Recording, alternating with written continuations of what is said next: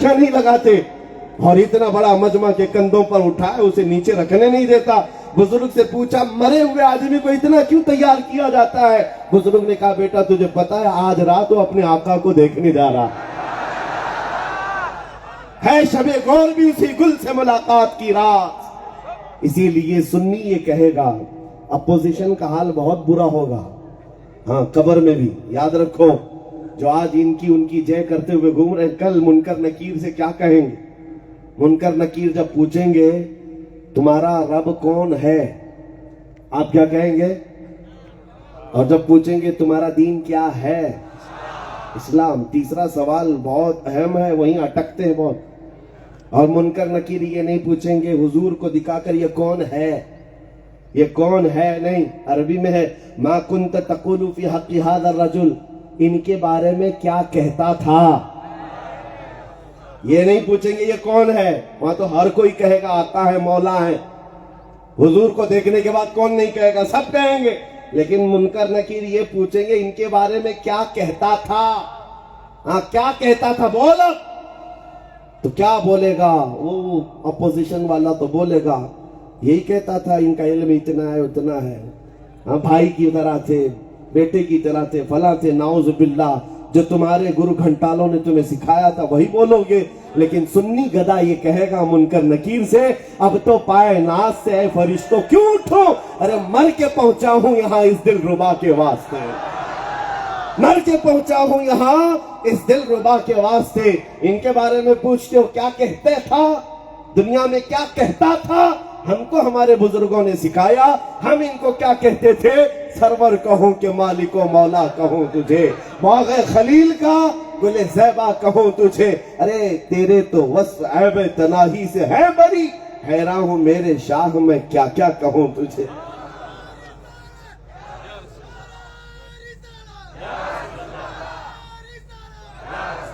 तवज्जो मेरे अजीजों, जिस बात से आज डर लगता है इसी बात पर मैं गुफ्तगू कर रहा हूं। मरना तो है, मौत तो आनी है, और दुनिया की सबसे बड़ी घटना मौत है, इसके बाद कुछ नहीं।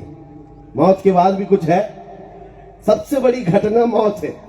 और मौत मोमिन के लिए तोहफा है।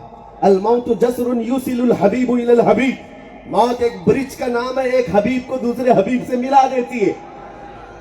मौत घटना है सबसे बड़ी दुनिया के एतबार से।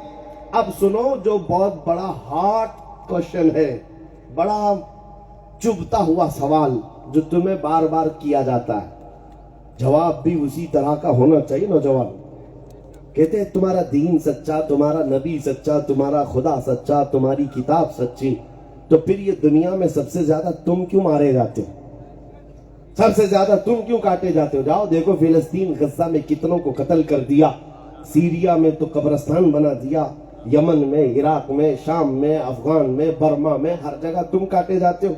ये सवाल आता है कि नहीं आता है?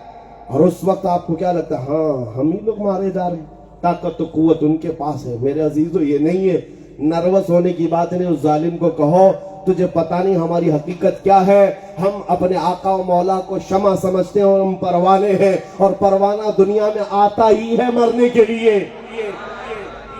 मुफ्ती आज़म हिंद ने क्या फरमाया? तू शम्मे रिसालत है, आलम तेरा परवाना, तू माह नबूवत है, ए जलवे जाना जहां। मेरे अजीजों, अगर हम मरते हैं तो ये कोई नई बात नहीं है, हम परवाने हैं। हुजूर के परवाने हैं कि नहीं है? नबी पाक के परवाने हैं कि नहीं है? तो अगर मौत होती है तो ये हादसा नहीं है। बहरहाल अब आओ, इन हालात में अपने ईमान की हिफाजत कैसे करें? नारे लगा करके नहीं, जोश में उछल कूद करके नहीं, सिर्फ एहतजाज और प्रोटेस्ट करके नहीं, अपने ईमान की हिफाजत और अपने दीन की हिफाजत अपने अखलाक से करनी होगी।